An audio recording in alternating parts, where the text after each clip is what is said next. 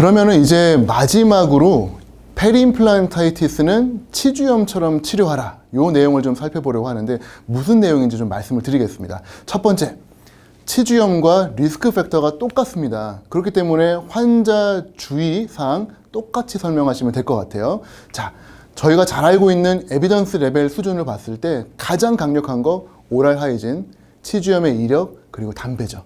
요 세 가지가 치주염이나 페리임플란타이티스나 비슷하고요. 제한적인 것들이 당뇨 내지는 음주, 그 다음에 마지막으로 아직까지 명확하진 않습니다만 유전적인 부분이나 임플란트 표면, 이러한 것들이 리스크 팩터로 알려져 있어요.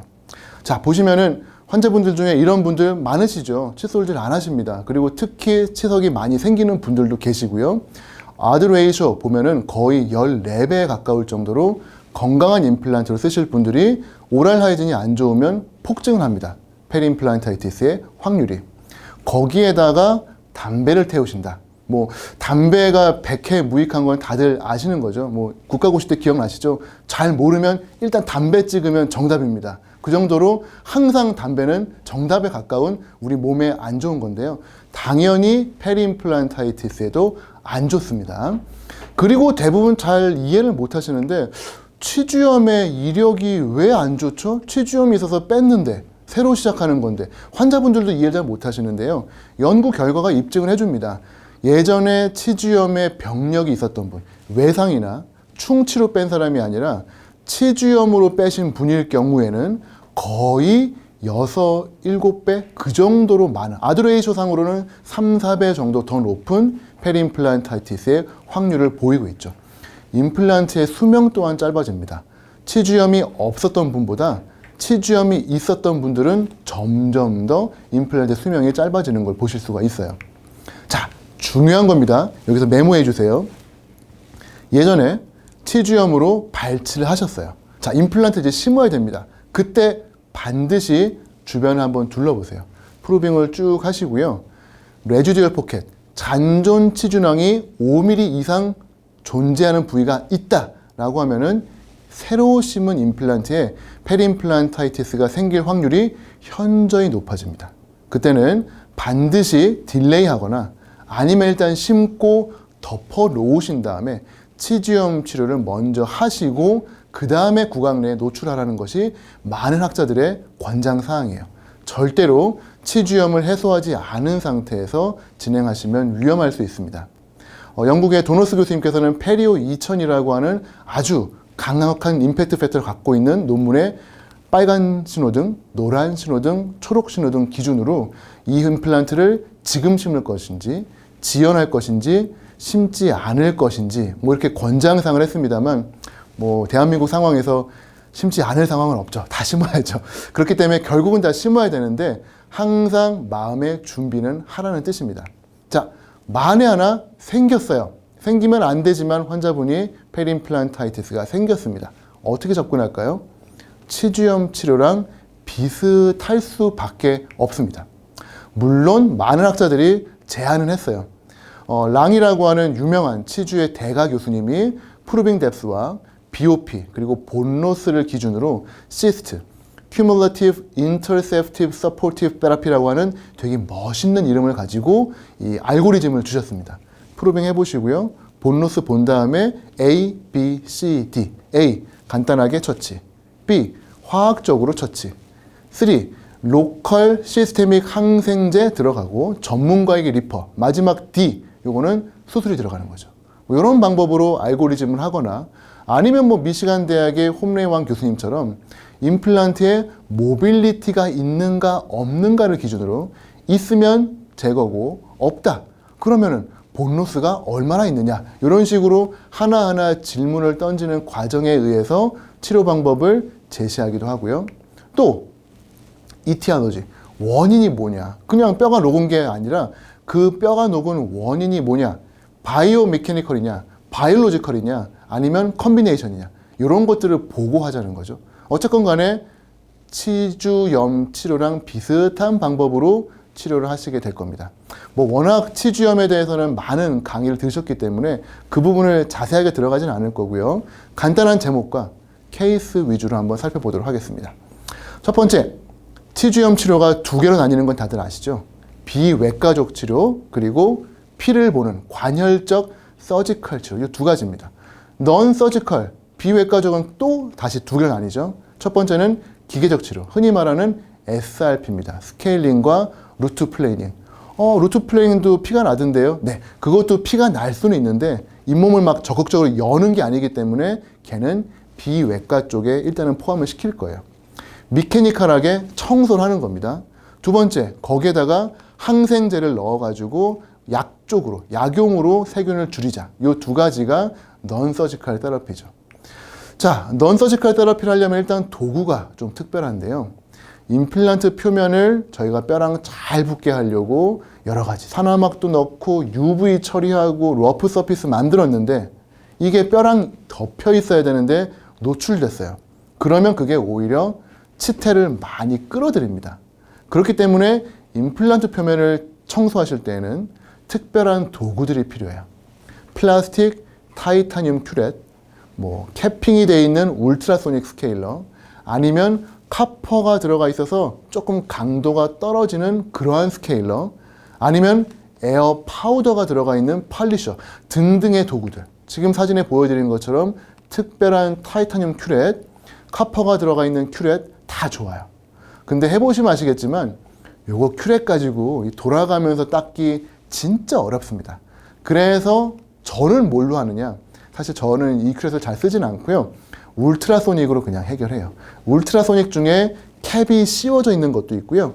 카퍼 소재가 들어가 있는 것도 있고요. 임플란트용으로 이제 되게 힘이 없는 그런 스케일러도 있어요. 그래서 보면은 이게 닦이는 건가 싶을 정도로 좀 약합니다만 임플란트 표면에는 훨씬 더 안전하죠. 저희가 약 거의 한 8년쯤 전에 연구를 진행한 적이 있었습니다. 임플란트 일반 표면과 카퍼가 들어가 있는 스케일러, 그리고 기존의 스케일러를 가지고 한번 청소를 해봤더니 미세현미경에서 스크래치가 어마어마하게 생기는 걸 본 적이 있어요. 그래서 이제 그 이후에는 일반 스케일러는 조금 조심하게 됐죠.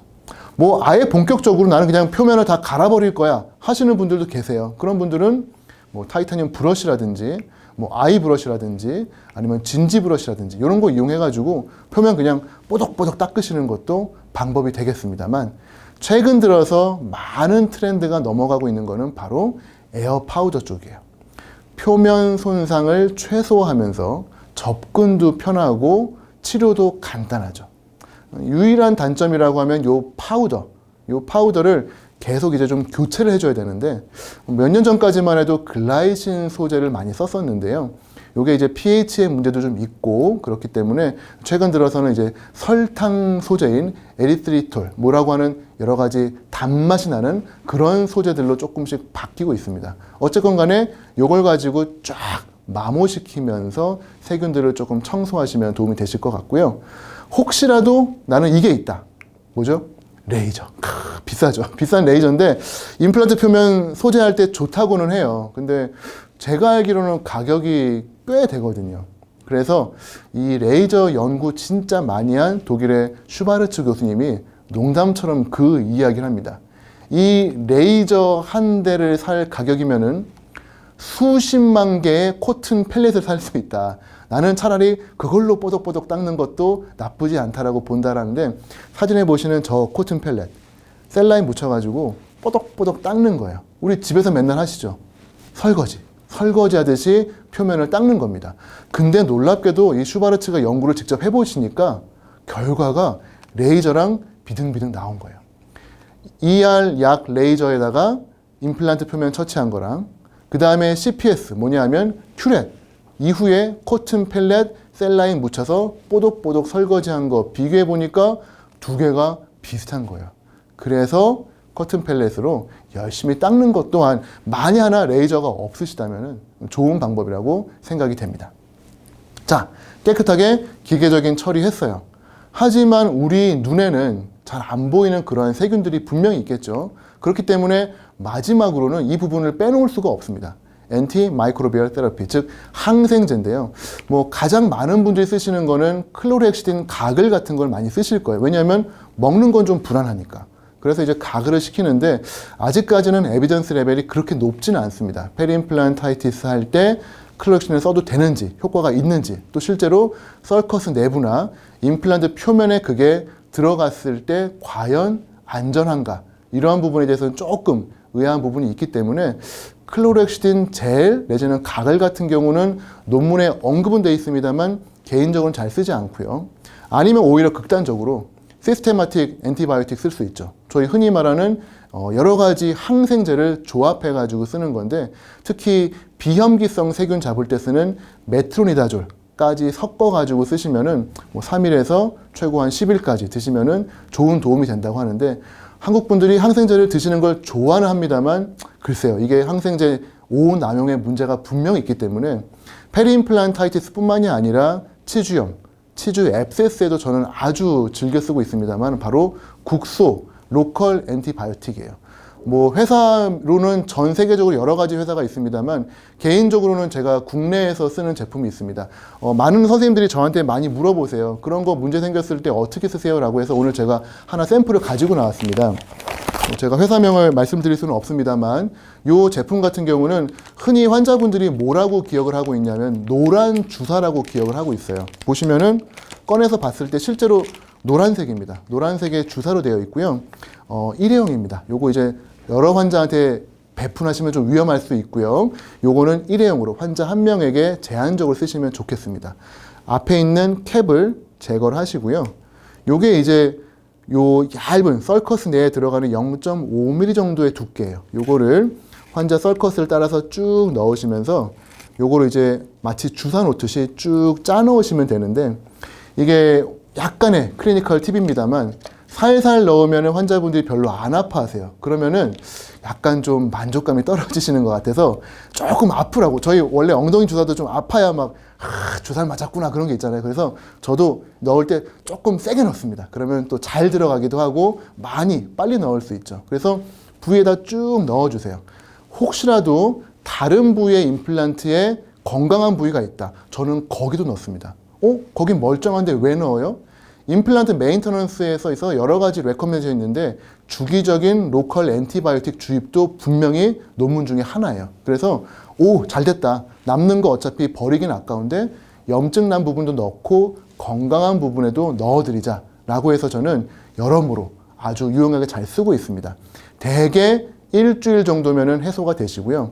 특히 저희 연구에 따르면은 요 잇몸 안에 남아있는, 썰커스 안에 남아있는 미노사이클린의 요 성분이 최고 2주 이상 가기 때문에 크게 걱정하지 마시고 국소적으로 도포하시고 기다리시면 됩니다. 이게 과연 근거가 많은 건가요? 네, 근거를 좀 보여드릴게요. 근거 보시면은 메트로니다졸, 벤조에이트, 미노사이클린, 테트라사이클린, 독시사이클린 정말 많은 로컬 엔티바이오틱이 있습니다만 개인적으로 제가 이 제품을 즐겨 쓰는 이유는 제가 직접 임상 연구를 통해 가지고 그 효과를 체험했기 때문이에요. 2012년도에 제가 진행했던 연구입니다. 환자분에게 일반적인 치주염 치료 시에 한쪽 수술 때에는 이 항생제를 넣지 않았었고요. 한쪽 치료 때에는 그 항생제를 넣었었죠. 과연 그 차이가 얼마가 있겠어라고 했는데 놀랍게도 딥포켓, 부위가 정말 심했던 부위일수록 포켓의 개선율이 좋아졌습니다. 항생제가 재생 효과까지 과연 있을까? 글쎄요, 그 기전은 아직까지는 정확하게 알 수는 없습니다만 일반적인 치주염 치료에 분명 도움이 되는 것은 확실한 것 같아요. 얼마 전에 우리 연세대학교 치주과에서 또 좋은 연구가 나왔습니다. 저널 오브 덴탈 리서치라고 하는 누누이 말씀드리는 임팩트 팩터가 아주 높은 치과 저널에 퍼블리시가 됐죠. 플라시브 페리오클린과 실제 액티브한 페리오클린을 넣었을 때 페리임플란타이티스 부분에 있어서 훨씬 월등하게 좋은 포켓 뎁스 개선 그리고 재생률을 보였다라고 나와 있기 때문에 이런 어떤 재료에 대한 확신을 가지고 임상적으로 많이 사용을 하고 있습니다. 특히 반복 주입이 좋은 게 환자분들이 이제 찾아와서 먼저 얘기해요. 어떠셨어요? 많이 가라앉았어요. 좋습니다. 가세요. 그런데 다시 오세요. 왜요? 그때 뭐 노란 주사, 예. 한 번 더, 그럴까요? 앉으세요. 간단하죠. 제 입장에서는 체어 타임 짧고 효과 좋고 그렇기 때문에 아주 임상적으로 루틴하게 잘 사용을 하고 있는 방법입니다. 케이스 한번 보여드릴게요. 똑같은 상황이에요. 전치부 임플란트 심었고 전혀 문제 없었습니다. 어느 날 갑자기 그냥 몸이 피곤했어요. 왜요? 등산 갔다 왔는데요. 그 이후에 잇몸이 부었어요. 모르겠습니다. 세균일 수도 있고 안에 있는 세멘트일 수도 있는데 어쨌건 안정화되어 있다가 시한폭탄처럼 트리거가 생긴 거예요. 등산. 이게 문제가 된 거죠. 아, 그래요? 빨리 열고 치료할까요? 아니에요. 전치부잖아요. 어떻게 판막을 열겠어요? 이럴 때 그냥 앉으세요. 제가 오늘 약을 좀 넣어드리겠습니다 하고 노란 주사 좀 세게 꽉 넣어주시면 아파요. 그렇죠? 하지만 거즈 물고 집에 가시면서 오늘 뭔가 잘 치료받았는데 그러면서 간 다음에 놀랍게도 2, 3주 뒤에 내원하시면은 아주 심플하게 염증이 해소된 거를 보실 수가 있습니다. 물론 이걸로 해결이 안 된다. 그러면 이제 수술로 넘어가셔야 되죠. 자, 수술 2가지 방법이 있습니다. 치주염이랑 똑같아요. 삭제형 수술이 있고요. 재생형 수술이 있습니다. 삭제형 수술은 말 그대로 그냥 잘라버리는 거예요. 임플란트 보일 텐데요. 네, 보여도 뭐 어쩔 수 없어요. 그냥 노출시키고 칫솔로 닦으면 되니까. 그래서 전치부에 쓰기엔 조금 불안한 부분입니다. 전치부라면 당연히 재생치료해야 되죠. 녹아있는 뼈, 그리고 녹아있는 연조직 재생해가지고 재생치료하는 건데 말씀드리겠습니다만 결과가 썩 좋지는 않아요. 그거 재생률, 결과를 높이는 방법, 꿀팁 곧 소개해드리겠습니다. 임플란트 부분에 생긴 문제, 리젝티브, 삭제형이냐 재생형이냐 2가지 결론으로 갈 건데 제일 중요한 거, 저는 요걸 기준으로 합니다. 뭘까요? 뭘 기준으로 볼까요? 그날의 오늘 운세? 환자분과의 레포? 그날 몇 신지에 따라서? 저는 디펙트의 쉐입을 봅니다. 디펙트가 뼈가 찰 수 있는 부위다. 그러면은 이거는 재생치료 하셔도 돼요. 근데 뼈가 찰 수 없는 부위다? 재생치료 했을 때 큰 의미는 없습니다. 이거는 좀 치사할 수 있죠. 과외 선생님인데 약간 공부 잘할 것 같은 애만 골라서 과외하면 그게 뭐가 유명한 과외 선생님이에요. 하지만 그런 애를 볼 수 있는 눈이 있다는 거, 그게 대단한 거거든요. 임플란트 주변의 디펙트 쉐입을 보고 이게 재생이 될 놈인지 안 될 놈인지가 보이셔야 됩니다. 자, 그래서 디펙트 쉐입 중에서 슈바르츠가 했던 많은 분류가 있는데 하지 말아야 될 것, 클래스 2. 수평적으로 완전 다 가라앉았어요. 이런 애들은 정말 어렵습니다. 이거는 진짜 글쎄요, 쉽지 않을 거예요. 그래서 클래스 2는 제가 보기에는 별로 권해드리고 싶지 않고요. 가장 좋은 거, 그러니까 얘는 학교에만 가면 시험 잘 볼 그런 애예요. 이런 애 과외해야 되죠. 클래스 1E입니다. 서컴퍼렌셜, 임플란트 주변이 있고요. 주변으로 뼈가 동그랗게 녹았고 벽이 있어요. 거기에다가는 정말 속된 말로 아무거나 채워도 뼈로 찰 수밖에 없습니다. 그렇기 때문에 클래스 1E 강추드리는데요. 그러면 그냥 막 채워넣으면 되나요? 안 되죠. 당연히 임플란트 표면을 깨끗하게 만들어 주셔야 리오세인티그레이션, 다시 뼈가 붙는 거를 기대할 수가 있어요. 그래서 결국은 아까 전으로 돌아갑니다. 임플란트 표면 어떻게 처치할 거냐? 제일 좋은 거 에어 파우더 있으면 제일 좋죠. 레이저 있으면 더 좋고요. 그것도 없으면 CPS, 설거지 하자는 겁니다. 커튼 펠렛 텔레에 묻힌 다음에 뽀독뽀독 닦자는 거예요. 만에 하나 사이트릭 애시드나 테트라사이클린 쓰고 싶으시면 쓰세요. 하지만 근거는 많지 않다는 거 꼭 명심하시고요. 그래도 최선을 다해서 해주시면은 안 해주시는 것보다는 좋겠죠. 자, 이 경우는 클래스 2입니다. 뼈가 수평으로 주저앉았어요. 뼈 재생 잘 안 돼요. 이런 경우는 그냥 깨끗하게 청소해 주시고 임플란트 비쳐 보일 거예요 라고 미리 경고 같은 경고를 해주셔야 됩니다. 왜냐하면 한 달 뒤에는 잘 안 보여요. 잘 덮여서 잘 된 것 같습니다만 1년, 2년 지나면은 그 포켓이 리덕션, 안정화가 되면서 임플란트 아래에 있는 어버트먼트, 심지어는 픽스처가 이렇게 보이기도 해요. 흉하죠. 네, 아무래도 흉한데 환자분들한테 빼실래요? 좀 더 쓰실래요? 그렇게 반드시 물어보시고 한 결과이기 때문에 이 경우에는 크게 문제 없이 환자분이 용납하실 것 같습니다. 자, 이렇게 해서 리젝티브로 가거나 아니면은 페리임플란타이티스를 다시 원점으로 돌리는 재생수술. 어렵긴 합니다만 보람이 있어요. 근데 일단 궁금하신 거는 임플란트 표면에 한번 탈이 났는데 거기에 뼈가 또 붙습니까? 네, 100%는 아니에요. 하지만 최근 들어서 나오는 많은 연구들, 특히 스웨덴에 있는 린데 교수님 등의 연구들, 그리고 슈바르츠 등의 연구를 따르면은 한 번 노출됐던 임플란트 표면입니다만 잘만 재처리가 된다면은 꽤 높은 수준으로 뼈가 찰 수도 있다라고 하기 때문에 희망을 갖고 재생치료를 하자는 거죠. 환자분이 오셨는데요. 임플란트가 앞에 거는 완전 탈났어요. 뒤에 거는 지금 위에 크라운만 다시 하면 됩니다. 어떻게 하시겠어요? 하나 빼고 새로 심고 쓰시나요? 아니면 두 개 다 빼시나요? 아니면 그냥 뭐 틀니로 가시나요? 저 같은 경우는 일단 열어봅니다. 왜? 디펙트를 보셔야 돼요. 디펙트의 컨피규레이션이 뼈가 찰 디펙트다. 그러면 한다는 거죠. 지금 버컬 쪽에서 보니까 익스터널 타입이고 해서 아주 많이 찰 것 같지는 않습니다만 다행히도 위에서 보니까 클래스 1E로 볼 수 있어요. 메지알, 디스탈, 링구알 쪽이 월이 있습니다. 이런 경우에는 땡큐예요. 이런 경우에는 뼈 잘 채워 넣고요. 뭐 필요한 경우에는 멤브레인 덮으시고 잘 덮어주신 다음에 한 2달 정도 있다가 재평가할게요 라고 해서 크라운 없이 지내세요. 그리고 나서 2달 뒤에 오시면은 놀랍게도 꽤 많은 경우 임플란트가 안정화가 됩니다. 그리고 나서 옛날 보철물 그대로 연결하면 다시 원점으로 가는 거예요. 그래서 저 같은 경우는 이때에는 꼭 크라운을 다시 만들어줍니다. 뭔가 원인이 크라운에 있었을 수도 있기 때문이죠. 아까 제가 말씀드린 프라움 교수님의 되게 재밌는 사례인데요. 프라움 교수님이 이발사라고 한번 가정을 해볼게요. 이발소를 열었습니다. 자, 우리 이발소는 20달러예요. 약 한 2만 원 정도 하는 거죠. 20달러에 머리를 깎습니다라고 자랑을 하고 있는데 어느 날 앞에 이발소 하나 더 생겼는데 얘네들이 10달러에 한대요. 절반 가격이잖아요. 손님들이 다 글로 가버렸어요. 망했구나. 나도 그럼 낮춰야 되나? 라고 하는 시점에 이상하게 1명, 2명 다시 손님들이 돌아오는 거예요. 그러면서 새로운 아이디어가 떠오릅니다. 프라움 교수님이 큰 간판을 내걸었어요. 앞집에서 망친 머리 고치는데 100불. 이런 식으로 하는 거죠. 무슨 말씀인지 알겠죠? 임플란트를 하다가 탈이 나는 경우 이거 고치는 게 오히려 돈이 더 많이 들고 힘든 거예요. 그렇기 때문에 나름대로 좁은 시장이긴 합니다만 이거를 하실 수 있다고 한다면은 환자분들한테 꽤 좋은 어떤 선물이 될 수 있지 않나 생각을 합니다.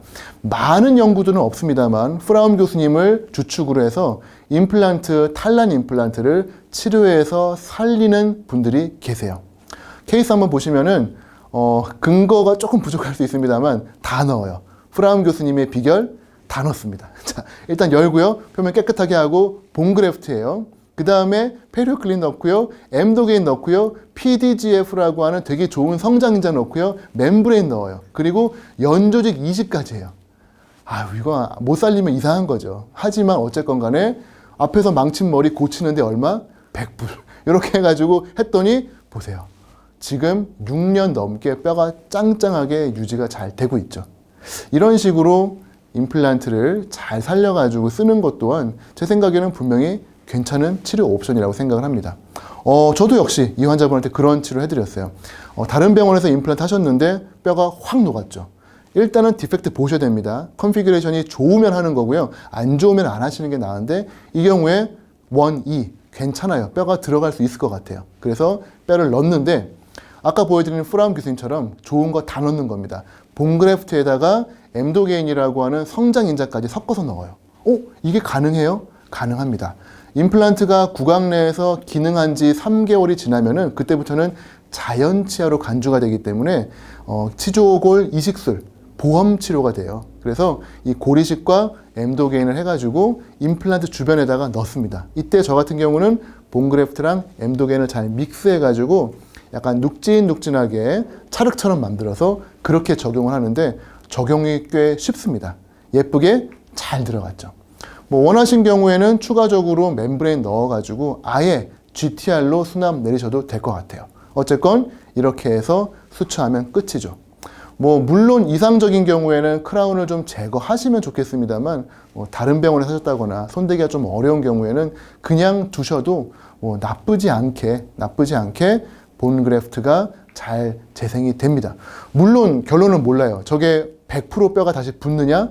그거는 조직으로 봐야 되는데 그런 연구는 아직 많지가 않습니다. 따라서 엑스레이 상으로는 일단 뼈가 찼죠. 그래서 요거를 리오세오인테그션이라고 부르기보다는 저희가 그냥 본필, 레디오그래픽 본필이라고 표현하는데 방사선에서 뼈가 찼네요 라고 표현을 하고 있습니다.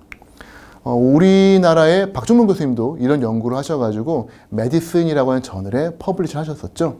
임플란트 부분에 탈이 났었는데 이 부분에 엠도게인과 본그래프트 같이 섞어가지고 재생치료 시행하셔가지고 잘 쓰신 케이스가 얼마 전에 보고가 됐습니다. 이외에도 비슷한 케이스인데요. 이 환자분 같은 경우는 공보이 시절에 다른 선생님이 임플란트 심어줬었대요. 근데 보시면은 페리임플란타이티스가 좀 심하게 와 있죠. 그래서 열어보니까 요거는 그냥 치주염의 문제라기보다는 약간 미숙한 이유로 임플란트가 좀 팔라탈로 치우쳤던 것 같아요. 거기에다가 크라운이 좀 너무 오버 컨투어가 돼 있죠. 그래서 크라운을 좀 제거해 보니까 보시는 것처럼 임플란트가 좀 팔라탈로 치우쳐져 있습니다. 고민했어요. 크라운 자체가 약간 버선처럼 생겨 있으니까 이게 분명히 오랄 하이진이 안 될 것 같아서 고민하고 말씀드려서 그냥 제거를 했습니다. 그래서 임플란트를 아주 손쉽게 제거했고요. 요즘 이런 제거 키트는 많이 나와 있는 거 다들 아시죠?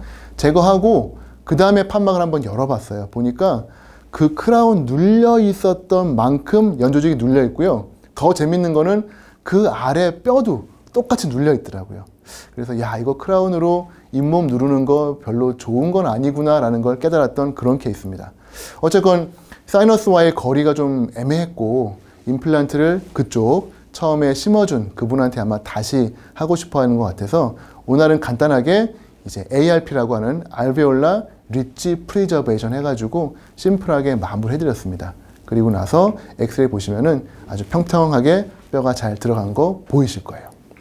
이것도 이제 이런 식으로 임플란트 환자분들 오셨을 때 프로빙 해보시고 각화치의 양 보시고 다양한 평가하신 다음에 결정하시면 되는데 제가 여기서 하나 추천드리고 싶은 거는 프로빙 외에 저희가 놓쳐야 되지 않을 부분이 바로 베스튜뷸입니다. 이 부분은 제가 GBR 다시 계획했던 게 베스튜뷸이 나쁘지 않아요. 근데 종종 페리임플란타이티스가 이상하게 베스튜뷸이 없습니다. 각화치은도 없고요. 부착치은도 없고. 그게 원인인지 아니면 이게 결과인지는 알 수 없습니다만 어쨌건 그 부분을 해소 안 하면은 또 재발할 수 있거든요. 그래서 저는 에들란 메이어 테크닉이라는 걸 아주 많이 하고 있어요. 자, 이 환자분 한번 볼게요. 임플란트 심었는데 임플란트 부위에 계속 불편감이 있어요. 제가 보여드릴게요. 당겨가지고 보여드립니다. 보면은 어때요? 이게 움직임이 다르죠? 원래 베스튜뷸이 있어야 되는데 거의 크라운에 착 붙어 있어요. 무슨 말이냐? 베스튜뷸이 없어요. 왜? 부착친이 없으니까. 이 환자분은 베스튜뷸로 플라스티를 해야 되는데 원칙적으로는 APF와 FDG를 해야 됩니다만 그거 힘들잖아요. 그쵸? 그래서 에들란 메이어 테크닉을 합니다. 상피를 살짝 들어 올리고요. 하방을 쭉 내려요. 그러면은 뼈가 노출된 정도로 좀 무섭긴 합니다만 이렇게 해놓고서는 그 상피를 잘 펴서 덮어주시면은 필요한 경우에는 코팩이나 수차 같은 걸로 조금 마무리해 주시면은 불과 2주 만에 왼쪽처럼 그리고 6개월 뒤에는 오른쪽처럼 생겨요. 분명히 베스튜뷸이 없는 거 기억하시죠? 베스튜뷸이 생겼습니다. 저게 각화치인인가요? 그렇진 않아요. 제가 지금 2년째 팔로우업 하고 있는데 각화치는 안 되는데 그래도 부착치인으로는 충분히 존재해요. 스카도 남아있고. 어떠세요? 환자분 너무 좋아합니다. 어려운 APF나 FGG 없이 임플란트 주변에 저러한 연조직 처치에 대한 고려 꼭 좀 하셨으면 좋겠고요. 이거에 대한 자세한 노하우는 저희가 얼마 전에 썼던 논문 Technical Note on Vestibular Plasty 요 논문을 찾아보시거나 아니면 유튜브 들어가신 다음에 에들란 메이어 테크닉 검색하시면은 제 수술 영상들이 꽤 많이 올라가 있을 거예요. 한번 보시고 참고하시면 좋을 것 같습니다. 어쨌건 간에 리제너레이션은 무조건 디펙트를 보셔야 됩니다. 그게 결과를 결정하기 때문이에요. 요게 이제 핵심 포인트가 되겠고요. 자, 임플란트 염증의 치료의 마지막 결과입니다. 바로 익스플란테이션, 제거하는 거죠. 기준은 술자마다 다를 수 있습니다만 대부분의 논문들이 50% 이상의 길이가 뼈가 녹아 있다거나 내지는 여러 가지 프랙처가 있다거나 아니면 너무 빠른 속도로 뼈가 녹는다. 그런 경우에는 제거하라고 권장을 하고 있죠. 엑스레이 한번 보겠습니다. 47번 부위인데요. 자연치랑 묶여있던 임플란트인데 덜렁덜렁해요. 이런 건 별로 쉽죠. 그냥 어렵지 않게 잡고 빼면은 그냥 쑥 빠집니다. 옛날 임플란트에 보시면은 뭐 스크류와 같은 나사 형태도 거의 없이 그냥 실린더 타입이죠. 이런 게 뭐 탈도 나긴 합니다만 빼기도 쉬워요. 뭐 내지는 어려운 경우도 종종 있죠. 이러한 형태로 길고 나사가 긴 형태는 제거할 때 조금 어렵습니다. 특히 이제 상부에 프랙처가 있어가지고 탈이 난 건데 보철을 아무리 다시 한다고 한들 요거를 살려서 쓸 수가 없죠. 그래서 요건 정말 너무 속상합니다만 제거를 하셔야 돼요. 제거하는 방법은 뭐 트래핀버 뭐 여러 가지 방법이 있겠습니다만 최근 들어서 임플란트를 역회전시켜가지고 리버스 토크로 뺄 수 있는 그러한 기구들이 많이 나와 있으니까 참고하시면 좋을 것 같아요. 기회가 돼가지고 요 임플란트를 쌤으로 한번 현미경 촬영을 해봤던 기억이 나는데 그때 봤더니 이 임플란트 빼는 과정 중인지 아니면 평소 사용 중에 그랬는지 몰라도 되게 미세하게 작은 크랙들이 들어가 있는 것들을 봤던 그런 기억이 있습니다. 자, 중요한 건 어떤 방법이든지 간에 제거하실 때 항상 새로 심으실 거 아니에요. 이걸 명심하셔야 돼요. 그로스만 2007년 연구입니다. 한번 실패한 부위에 임플란트를 새로 심으면 성공률은 현저하게 대개 70에서 80% 떨어집니다. 저희 임플란트 처음 심을 때 대개 90% 이상 성공률 기대하거든요. 한번 실패한 자리에 두 번째 심으면 성공률이 뚝 떨어져요. 환자분한테 꼭 설명하고 제거하시고 다시 심으셔야 됩니다. 만에 하나 다시 심는데 잘하고 싶다라고 하신다면 이 방법 추천드려요. 요건 제가 이름을 지어본 건데 세컨 찬스 ARP입니다. 새로운 임플란트를 위한 제2의 찬스죠. 줄여서 스카프라고 부르는 건데 이게 놀랍게도 지리학적으로 땅이 꺼져 있는 부분을 저희가 스카프라고 종종 불러요. 케이스 보여드릴게요. 임플란트 주변에 뼈가 다 녹았습니다. 요거 빼고 그냥 두면은 100% 이거는 사이너스 하셔야 되거든요. 근데 빼는 날 ARP를 하는 거예요. 본그래프트를 해가지고 꽉꽉 다져 넣은 다음에 4개월 정도 뒤에 임플란트를 심는 겁니다. 판막 열어서 보여드릴게요. 뼈가 정말 잘 됐어요. 그냥 일반 GBR이랑 다릅니다. 이를 빼는 날은 힐링 포텐셜이 아주 좋은 날이기 때문에 그때 본그래프트 해주시면은 훨씬 더 결과가 좋아지는 것 같아요. 지금 이 환자분이 거의 2, 3년 이상 팔로우업 되는데 임플란트를 타고 지금 뼈가 올라오는 게 보입니다. 꽤 괜찮은 방법이었죠. 환자분 입장에서도 사이너스 피했고요. 저희 입장에서도 수술 간단했어요. 스카프 한번 명심해 보시면 좋겠고요. 역시 이 경우도 비슷한 케이스입니다. 임플란트 2개 중에 하나는 그냥 빠졌어요. 앞에 거 빼는데 너무 고생했어요. 트래핀버로 빼다 보니까 완전히 난장판이 됐습니다. 이거 그냥 기다렸다가 나중에 GBR 병행하면 되게 어려워지거든요. 이거 그냥 스카프 하시는 거예요. 이때 뼈 꽝꽝 다져 넣으시고요. 지금 보시면 뼈가 잘 들어가 있죠. 이 위에 멤브레인 덮으시고 의도적으로 그냥 오픈 힐링을 합니다. 저는 오픈 힐링을 좋아하는데 콜라겐 멤브레인이 이렇게 노출될 수 있도록 오픈 힐링 하고 나서 기다려요. 4개월. 그리고 나서 내원시키면은 오픈 힐링 된 만큼 각화치은 잘 만들어져 있고요. 잇몸 열어보면 아마 깜짝 놀라실 거예요. 뼈가 이렇습니다. 아까 그 디펙트 기억나시죠? 이게 완전히 플랫할 정도로 뼈가 재생이 돼 있어요. 여기에 임플란트 새로 심어요. 그러면은 좋은 뼈에 좋은 각화치은. 아까 말씀드린 대로 임플란트 2번째 심으면 성공률 떨어진다고 했지만 이런 경우면은 글쎄요. 제 생각에는 꽤 오래 갈 거라고 생각합니다.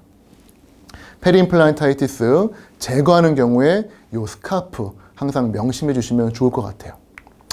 자, 이제 슬슬 마지막 결론을 좀 말씀드려야겠는데요. 뭐 여러 가지 치료 방법 다 좋습니다만 제일 좋은 의사는 이 모든 질병을 처음에 예방하는 거죠. 지금 많은 부분이 프라이머리 프리벤션의 중요성을 강조하고 있습니다. 프라이머리 프리벤션이 뭘까요? 치은염, 치주염의 예를 들어봤을 때 건강한 상태에서 치은염으로 갑니다. 그 다음에 치주염이 왔어요. 치료해요. 다시 돌아오지 못하게 하는 걸 저희가 2차 예방이라고 하는데 1차 예방을 하자는 거예요. 아예 처음에 넘어가지 못하게. 치태가 있을 때 바로 제거해서 치은염조차 못 가게 하는 게 1차 예방입니다. 임플란트도 마찬가지예요. 임플란트 심었어요. 여기서 페리임플란트 뮤코사이티스 갑니다. 뼈가 녹으면 페리임플란타이티스가 되겠죠. 근데 여기서 멈추는 거예요. 2차 예방이 아니라 1차 예방에서. 근데 많은 논문들이 이야기합니다. 1차 예방을 할 수 있는 가장 좋은 포인트, 사인은 뭐냐? 내가 심은 임플란트에 BOP가 있다. 이때는 액션을 취하다. 왜냐하면 넘어가고 있는 시점이라고 하는 거죠. 즉, 내가 심은 임플란트 주변에 피가 보인다. 자연적인 출현이건 BOP, Bleeding on Probegin과 간에 염증이 생겼다는 사인인데 이때는 반드시 무언가를 치료하셔야 됩니다. 이렇게 함으로써 프라이머리 예방, 세컨더리 예방, 꼼꼼하게 함으로써 여러 가지 많은 문제점들을 미리 예방하시면 좋을 것 같고요. 얼마 전에 이 여러 가지 대가들이 모여가지고 하나의 진단 기구를 놨는데 이게 임상에서 쓰기는 조금 어렵습니다. 좀 복잡하게 만들어져 있습니다만 임플란트 디지즈 리스크 어세스먼트, 이드라라고 부르는 건데요. 이런 그림상에서 이 환자분의 치주염 병력, BOP의 퍼센트, 프루빙 뎁스가 5mm 이상인 부분의 개수, 그다음에 본 레벨과 나이와의 관계, 치주염의 진행 정도, 오랄 하이진이 좋은가, 보철물과 뼈와의 길이 1.5mm가 넘었는가 안 넘었는가, 그리고 결정적으로 인브레이저가 뚫려 있는가, 시멘트형인가, 크라운 스크류형인가, 이런 걸 가지고 점을 찍어서 환자를 그래프를 그리고 여기에 맞게 진단, 예방을 하면 좋다라고 하는데, 물론 임상가 입장에선 바쁜 임상 중에 어려우시겠지만 최소한 이 중에 몇 가지만이라도 키로 좀 보시면서 환자분을 보실 때 항상 유념하시면은 앞으로 임플란트 마음껏 심으시되 골치 아프거나 속상한 일들이 좀 적게 할 수 있지 않을까 생각합니다. 저는 이번 시간 임플란트 치주염인 듯 치주염이 아닌 듯 하지만 결국은 치주염과 같다는 내용으로 간단하게 강의를 해드렸습니다. 경청해 주셔서 감사합니다.